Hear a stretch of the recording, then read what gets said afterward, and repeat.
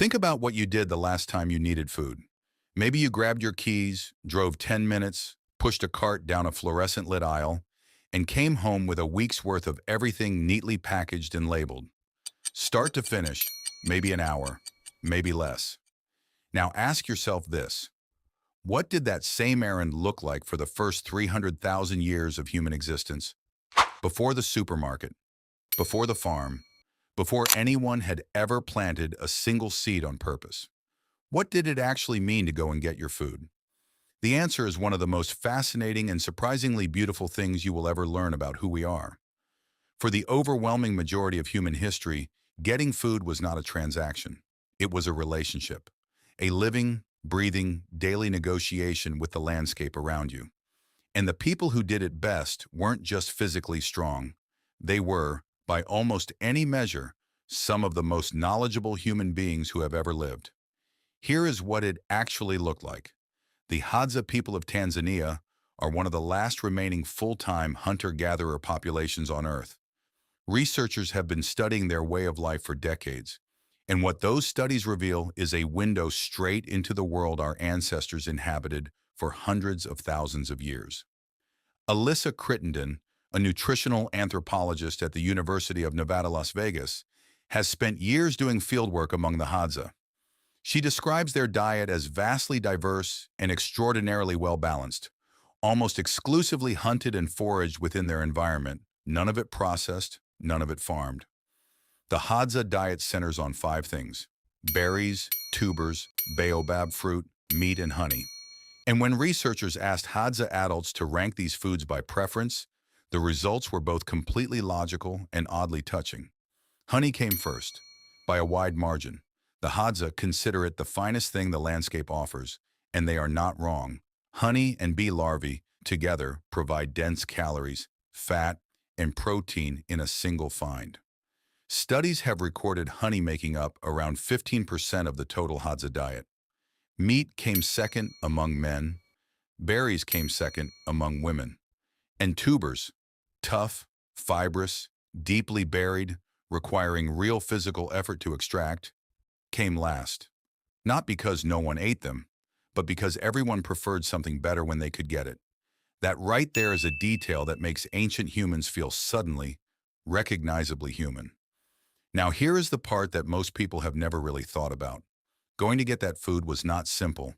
It was not a quick errand. It required something that took years, sometimes an entire childhood, to develop. An intimate, detailed knowledge of the living world around you. Hunter-gatherers learned where every food grew, when it was ready, how to read the land for signs of what it was about to offer. They carried mental maps of territories that could stretch for dozens of miles. Maps that tracked not just locations, but seasons, cycles, and patterns. A patch of ground that looked empty in the dry season might be full of tubers just beneath the surface. A certain type of bird behavior might signal a beehive nearby. A cluster of specific trees meant specific berries were coming. This knowledge was not written down anywhere. It lived inside people, passed from elder to child through years of walking the land together. Crittenden has noted that the Hadza's knowledge of their environment is staggering in its depth. They know the nutritional properties, preparation requirements, and seasonal rhythms of hundreds of species of plants and animals. They know which plants are poisonous and which can be eaten raw, which need to be cooked, and which are more nutritious underground than above it. A cross-cultural survey of traditional hunter-gatherer populations found that foragers typically had detailed working knowledge of between 200 and 300 species of plants in their territory. Compare that to the average modern supermarket shopper who buys the same 30 to 50 items week after week from a store where someone else has already done every step of finding, growing, and preparing the food. Among the Hadza, the gathering trip itself looked something like this. Women would leave camp in groups of 3 to 8, often with children in tow, heading out each morning armed with fire-hardened digging sticks made from local hardwood. They knew exactly where they were going, not because anyone had told them that morning, but because they had been learning that landscape their whole lives. They dug for tubers, picked berries, cracked baobab pods open against rocks to access the chalky, vitamin-rich pulp inside.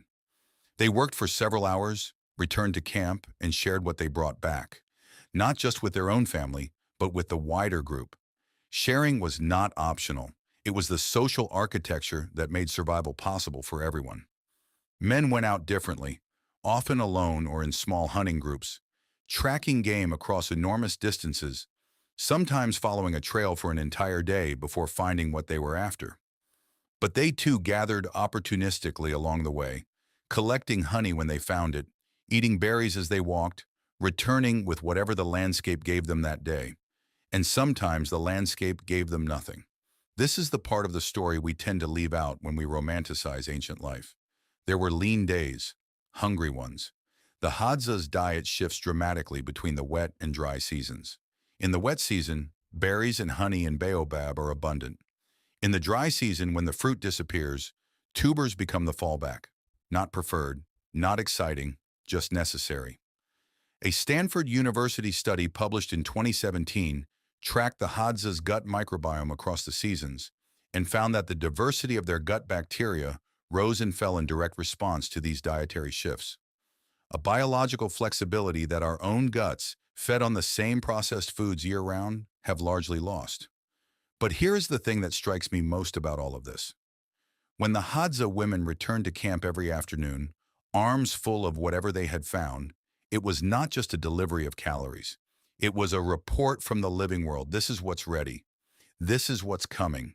This is what the land is doing today. The entire community's understanding of their environment was constantly refreshed, constantly updated, through the simple daily act of going to get food. That was the grocery run. Not a transaction, a conversation. With the land, with the season, with thousands of years of accumulated knowledge about how to read a living world and take from it only what it was ready to give. We traded that for a cart and a barcode scanner. And there are days when you are standing under those fluorescent lights, staring at 47 varieties of the same cereal, when some ancient, restless part of you wonders what exactly you got in return. If this kind of story is your thing, the deep, strange, surprisingly human history of how we live before we live like this, hit that subscribe button. We do this every week, and we are just getting started.